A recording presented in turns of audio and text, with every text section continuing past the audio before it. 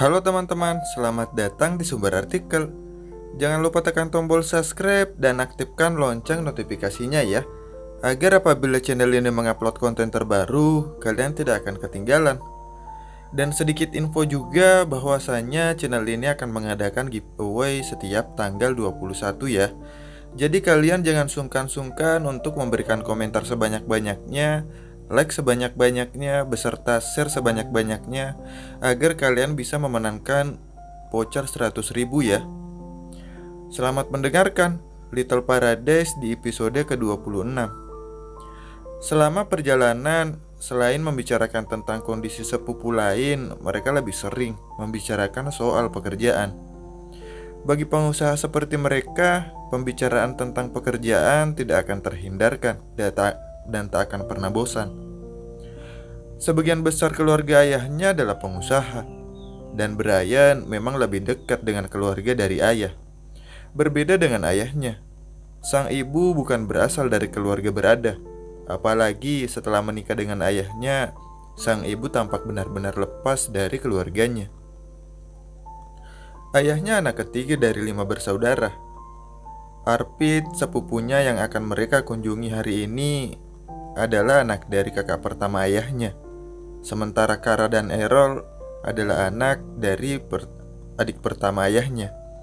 Lalu Liam adalah sepupu dari saudara bungsu sang ayah. Masing-masing kepala keluarga memiliki bisnis tersendiri yang diberikan oleh sang kakek. Usut punya usut, kabarnya keluarga sang kakek masih memiliki hubungan darah dengan keluarga Duke, bangsawan Inggris zaman dahulu. Tidak heran jika mereka memiliki banyak usaha yang bisa dibagi-bagikan kepada keturunannya. Tidak ada yang tahu seberapa banyak harta yang dimilikinya. Mobil Lamborghini milik Brian sendiri pun merupakan hadiah ulang tahun termahal yang dia dapatkan dari sang kakek. Usaha terbesar yang dia miliki sang kakek adalah bisnis hotel. Bisnis itu kemudian dibagi kepada anak-anaknya. Ada yang sangat berkembang, ada pula yang dihibahkan karena mereka lebih tertarik kepada bisnis lain. Pada akhirnya, bisnis hotel yang paling berjalan ada di tangan sang ayah Brian dan ayah Errol. Sementara yang lain hanya mengelola beberapa dan tidak sebanyak kedua orang tersebut. Sayangnya karena Ray Fitzroy, ayah Brian, terlalu malas dan lebih ingin bersantai menikmati masa tua di Oslo, bisnis pengelolaan hotel diserahkan pada anaknya. Sementara itu, di dalam kabin, Errol juga sama-sama mengelola hotel di kota yang berbeda dengan Brian. Berbeda dengan saudara kembarnya, Kara menjalankan bisnis restoran karena ketertarikannya kepada masakan. Kemudian Liam, dia menjalankan perusahaan IT. Kudengar hotel yang ada di Stockholm dan sekitarnya sekarang diambil alih oleh Arpit, ucap Errol begitu turun dari pesawat setelah tiba di bandara. Mereka lupa membicarakannya tadi saat berada di dalam kabin. Sudah lebih dari 1 tahun, balas Brian. Mungkinkah dia sudah tahu mau memegang pengelolaan stasiun TV milik ayahnya karena istrinya yang meminta? Brian hanya mengedikkan bahu. Dia tidak yakin dengan prasangka Errol. Karena sejauh yang Brian tahu, Asur, istri Arpit, dulunya tidak begitu peduli dengan apapun yang dilakukan suaminya. Bahkan dia ingat Arpit pernah mengatakan kalau pernikahannya di tahun-tahun awal terasa biasa saja. Malah dia bisa bebas karena istrinya tidak terlalu mencampuri urusannya. Yah, kalau Arpit tidak lepas dari bisnis media, tidak mungkin dia bisa punya anak sekarang, bodoh. Kara menukas pada saudara kembarnya dengan nada cemooh. Mereka tahu benar betapa sibuk seorang yang bekerja di sebuah stasiun televisi, apalagi sebagai pengelola dan juga pengawas. Tidak pulang selama berhari-hari adalah sebuah hal yang lumrah. Tapi kurasa lebih baik begitu. Aku kasihan dengan Nasure. Kalau dia terus ditinggal berhari-hari hanya karena sibuk, kalau aku pasti sudah tidak tahan dan minta cerai, tambah Kara sambil berjalan masuk ke dalam bandara. Jangan samakan mereka dengan kau dan Ian, Brian mendengus. Dia tahu benar apa cerita yang mendasari pertemuan antara sahabat dan sepupunya itu. Kara memutuskan tidak menjawab dan hanya menjulurkan lidah mengejek Brian dari belakang. Tak lama mereka menemukan mobil jemputan yang sudah menunggu di depan bandara. Tidak ada yang ingin membuang waktu sehingga setelah mereka berempat masuk ke dalam mobil, mereka segera menyuruh sopir bergegas. Errol baru saja mendapatkan pesan jika sepupu lainnya sudah tiba di kediaman Arpit. Tentu mereka tidak ingin ketinggalan hal menarik karena tiba paling akhir. Apalagi mereka harus mampir ke hotel terlebih dahulu untuk meletakkan barang-barang. Dengan mobil yang sama, keempat orang itu diantar menuju rumah Arpit dari hotel yang mereka singgahi saat ini. Di luar dugaan, mobil melaju menjauh dari keramaian kota dan menuju ke pinggiran yang lebih sepi. Tak ada dari keempat orang itu yang tidak bertanya mengapa Arpit memilih tinggal di tempat yang lebih tenang seperti ini. Karena tahu pria itu lebih senang tinggal di pusat kota, dekat dengan macam-macam restoran serta pusat perbelanjaan akan membuat hidupnya lebih mudah, kan? Tanpa mereka sadari, mobil berhenti di depan sebuah rumah besar di ujung jalan. Brian bisa melihat satu mobil sedan hitam yang terparkir di garasi.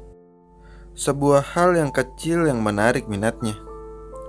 Baru saja dia akan melangkah masuk, dia dikejutkan oleh keberadaan seekor anjing besar sehingga Brian mundur satu langkah. Oh shit, sejak kapan Arpit pelihara anjing sebesar ini? Aku yakin pasti tidak akan ada maling berani mendekat kemari. Komentar tiga sepupunya terdengar. Brian cukup terpesona dengan anjing hitam besar yang ada di halaman. Anjing itu adalah jenis German Shepherd, tipe anjing penjaga, tapi ukurannya jauh lebih besar daripada Shepherd kebanyakan. Tingginya bahkan nyaris sepinggang orang dewasa. Anjing besar itu menyalak saat melihat tamu di luar pagar. Salakannya keras hingga membuat pintu rumah terbuka dan memunculkan seorang pria yang tinggi nyaris 2 meter. "Milo, duduk," katanya pada sang anjing yang segera menenangkannya. Anjing itu segera duduk dan patuh sambil menggoyangkan ekor, sementara sang pria berjalan menuju pagar untuk membukanya. Sudah alih profesi jadi bapak rumah tangga, Arpit," ejek Brian begitu melihat sepupunya keluar dari rumah. Arpit hanya mengenakan kaos dan celana panjang. Pakaiannya sangat terlihat santai dan jauh dari gaya bisnis. Brian bahkan tak bisa menahan tawanya begitu melihat pakaian sepupu tertuanya. "Kau juga akan merasakannya cepat atau lambat." Pria tinggi itu berambut hitam, Arpit, itu membalas tanpa tersinggung. Dia membiarkan Brian bicara sesukanya. Karena cepat atau lambat, dalam acara yang sama, Arpit pasti akan datang menertawakan Brian saat menggendong bayinya sendiri nanti. Brian mendengus. Omong kosong. Dialah yang lebih tahu daripada orang lain kapan dirinya akan menikah. Dia bahkan tidak begitu senang dengan anak-anak. Tidak mungkin kalimat sepupunya akan menjadi kenyataan. "Hati-hati dengan ucapanmu, anak muda. Sebelum ini aku sepertimu," balasan dengan nada cemooh datang dari Arpit.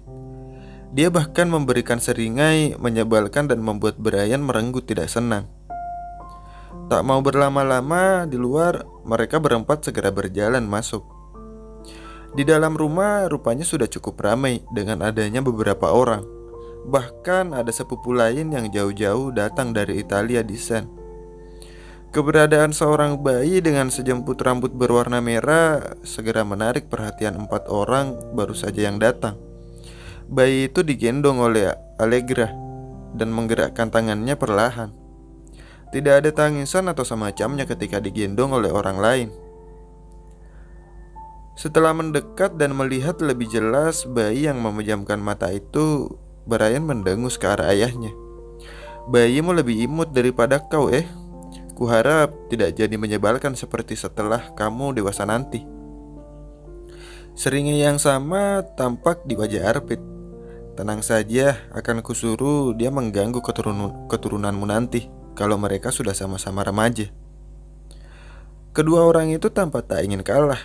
Meski begitu, saudara-saudara mereka yang lain tak ada yang tertarik untuk menghentikan, karena ini adalah pemandangan lumrah. Kalimat sarkasme dan ejekan pasti terdengar acap kali Arpit dan Brian bertemu. Padahal mereka hidup beda di negara sejak kecil. Berbeda dengan sang ayah, ibu dari bayi itu terlihat lebih menjauh daripada kerumunan orang lain. Wanita itu cantik, posturnya tinggi dengan rambut merah panjang dan sepasang iris biru. Keberadaannya terlihat cukup mencolok meski dia sedang duduk di sofa yang sedikit jauh dari orang-orang. Saat mereka menikah, Brian bisa melihat wajah galak sang wanita. Sorot matanya yang tajam adalah ciri khas dari wanita itu saat dia pertama kali melihatnya. Namun secara ajaib, setelah beberapa tahun tidak bertemu, sorot matanya tak lagi setajam dulu. Bahkan ada sorot lelah yang samar di sana. Aura wanita aktif yang pernah terpancar beberapa tahun lalu pun sudah memudar cukup drastis. Meski demikian, apapun alasan dibaliknya, Brian tidak berminat untuk bertanya. Bukan urusannya. "Siapa namanya?" tanya Kara tiba-tiba. "Lars." Ketika namanya disebut, sang bayi tampak tersenyum sambil menggerakkan tangannya, seolah-olah sudah memahami siapa namanya. Terima kasih banyak telah mendengarkan sumber artikel ya. Dan jangan lupa ikutin rules giveaway-nya biar kalian bisa memenangkan voucher 100.000 ya. Tunggu di episode selanjutnya. Bye-bye.